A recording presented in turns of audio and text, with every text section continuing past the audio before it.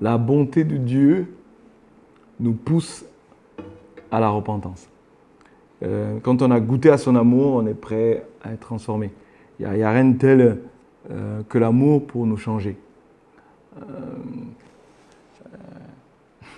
Je ne vais pas citer des personnes, mais je pense là, je vois des personnes qui, parce qu'elles sont amoureuses, on les reconnaît pas difficilement, mais c'est beau de les voir transformés. L'amour nous transforme. Et la repentance, c'est une transformation à son image. Et quand on a goûté à son amour, à son soin, c'est comme si on est désireux de dire qu'est-ce que tu veux changer? Et je suis disposé à changer les choses parce que tu sais mieux que moi ce qui est bon. Et là, j'aime dire que ce texte nous donne le résultat d'un changement. C'est-à-dire que Élie se relève, Élie, il obéit, c'est-à-dire il reprend la mission. Dieu lui dit dans ce texte qu'il y a 7000 hommes qui n'ont pas fléchi le genou devant Baal. C'est qu'en fait, ils se sentent seuls, mais c'est juste qu'il a une vision qui est tronquée et puis qu'il y en a d'autres.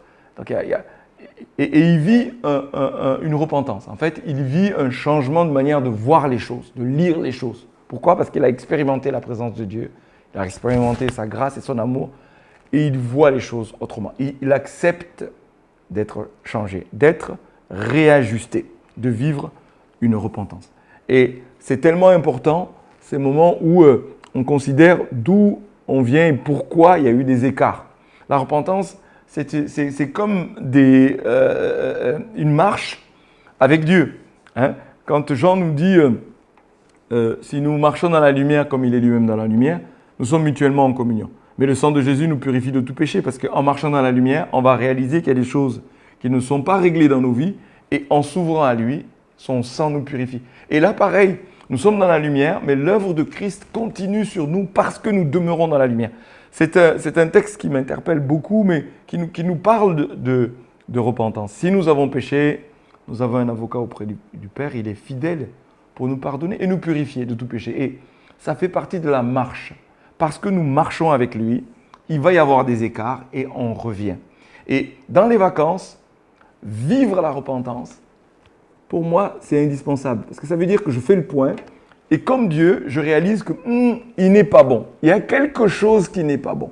Imaginez, Genèse 1 et 2, il n'est pas bon dans Genèse 2 que l'homme soit seul. Et Dieu réajuste. Vous imaginez que le Créateur, le Dieu omniscient, omnipotent, lui-même a vécu un recentrage. C'est-à-dire, il dit, il y a des choses à corriger. C'est juste naturel. Je voudrais parler de la repentance comme finalement une occasion de croissance, une occasion d'aller plus loin. Et l'accueillir. On a du mal à reconnaître les torts. On a du mal à reconnaître quand ça ne va pas. On se décourage. On donne le flanc à quelque chose qui n'est pas de Dieu. Les choses à réajuster, c'est des choses pour mieux faire, pour dire le très bon.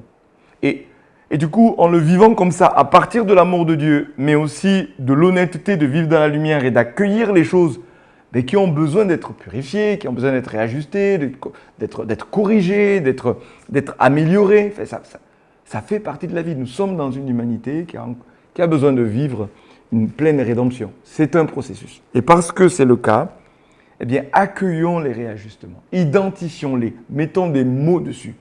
Dieu s'est arrêté et a dit « il n'est pas bon ». Je le constate. Et le texte dans Genèse 2 est assez clair. C'est-à-dire que Dieu voit Adam chercher un vis-à-vis, parce que toute la création a des vis-à-vis, sauf lui.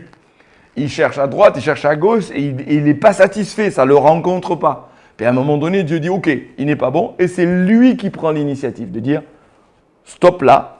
Il le plonge dans un profond sommeil, il prend une côte, il fait Ève, et là, à ce moment-là, il trouve son vis-à-vis.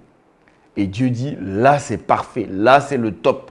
Du coup, cela est très bon. Et donc, pour nous, c'est la même chose. Il me semble que dans ces moments, Dieu veut nous mettre dans un profond sommeil, ou en tout cas, une occasion de faire une œuvre en nous pour que ce qui a besoin d'être amélioré puisse l'être. Et c'est important de l'identifier, de le voir, parce qu'on prend du recul sur le travail, sur ce qu'on vit. Alors, c'est familial, c'est notre travail. Quel que soit le domaine, réussir à prendre du recul et à laisser le Seigneur à le faire avec le Seigneur. Ce que j'aime beaucoup dans Genèse 2, c'est que c'est le Seigneur qui le voit et qui le dit, et Adam continue à être sa création. Et nous sommes sa création. Hein. C'est dit dans Éphésiens 2,10, nous sommes son ouvrage, nous sommes sa création, hein, ayant été créés en Jésus-Christ pour de bonnes œuvres qu'il a préparées d'avance pour que nous les pratiquions.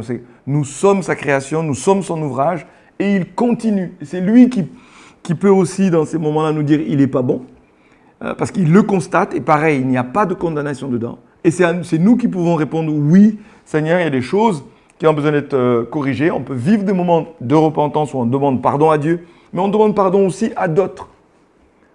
Parce que dans l'action, on ne voit pas, ce n'est pas toujours intentionnel les offenses qu'on peut faire aux autres. Mais on peut en prendre conscience en disant ça, c'est pas bon, et je m'en vais le corriger. Ça, c'est pas bon, et je prends la force en Dieu, par sa visitation, par la rencontre que j'ai avec lui, pour recentrer les choses, pour me recentrer, et puis revenir à l'essentiel. Ça nous renvoie aussi à Jésus qui dit il faut émonder pour porter encore plus de fruits. Il y a des choses à couper, ce n'est pas que c'est mauvais, mais il va nous conduire à dire ça il faut le couper, ça il faut le couper, ça il faut le couper. Les moments de vacances sont des récentrages, réajustements. Et pour Élie, ici, eh bien, c'est le moment pour lui de passer le témoin, de continuer son ministère de prophète, en plus des nations, hein, parce que du coup, là, il est renvoyé vers d'autres nations, Syrie, mais aussi le Seigneur lui demande concrètement de passer le témoin à Élisée. Et donc, quand il sort de cette rencontre de Dieu, c'est une nouvelle séquence de sa vie. C'est le moment de transmission. C'est le moment où il voit que c'est une séquence où il doit lever un autre prophète à sa place. Donc, c'est la fin. Mais il l'accueille positivement. Parce que là, il n'y a pas de réaction, il n'y a pas de résistance, il n'est pas découragé. Il comprend que Dieu compte sur lui pour finalement il lève un prophète très fort en Israël, qui est dans la personne d'Élie, qu'il aille oindre Hazaël. Enfin bref, il libère des destinées. C'est un moment extraordinaire où lui, il rentre plus au cœur encore de sa mission. Ce n'était pas seulement faire descendre le feu, démontrer que Dieu est puissant, mais c'est de susciter des personnes. C'est de susciter des disciples, des apprentis, de lever les gens. Enfin, c'est tellement gratifiant de finir comme ça. Parce qu'on accepte le recentrage, parce qu'on accepte la nouvelle mission. Et il accueille. Alors c'est sûr qu'il n'y a pas forcément le feu, il n'y a pas forcément des tas de choses comme ceci, mais qu'est-ce qu'il laisse? C'est puissant, il laisse quelque chose, il passe le témoin. En fait, on dit qu'il n'y a pas de succès sans successeur. Il a réussi son ministère parce qu'il a accepté la repentance, l'émondage, le recentrage du Seigneur. Donc c'est tellement fort ces rendez-vous, quand Dieu nous dit « prenons un peu de temps pour nous reposer », il veut nous parler et nous conduire à ces moments où il y a des réajustements. Conduire à ces moments où on va faire des choix radicaux et trouver la force de faire peut-être ce que nous ne sommes pas arrivés à faire depuis des années. Dans ces moments-là, après la rencontre de Dieu, ça va être possible de vivre ce moment de recentrage. Et quand on est dans ça, si je vous donne un exemple personnel, c'est les moments où je me donne à Dieu. C'est régulier. En fait, je vis cycliquement dans mes retraites, dans l'année, mais en vacances aussi, des moments où il y a ces repentances où je me redonne à Dieu. En fait, c'est un moment où il m'a aimé, je vis une repentance, je me donne, où je veux redonner comme mon énergie, comme ma passion, comme ma vie entière. C'est une séquence. L'amour, la repentance, et puis l'offrande. Offrir son corps, offrir son âme, offrir sa vie. Retrouver la force de le servir avec passion et avec entièreté. Le recentrage, la repentance est indispensable dans nos vacances. C'est un cadeau de Dieu, mais quand on le vit, c'est une telle grâce et une telle bénédiction.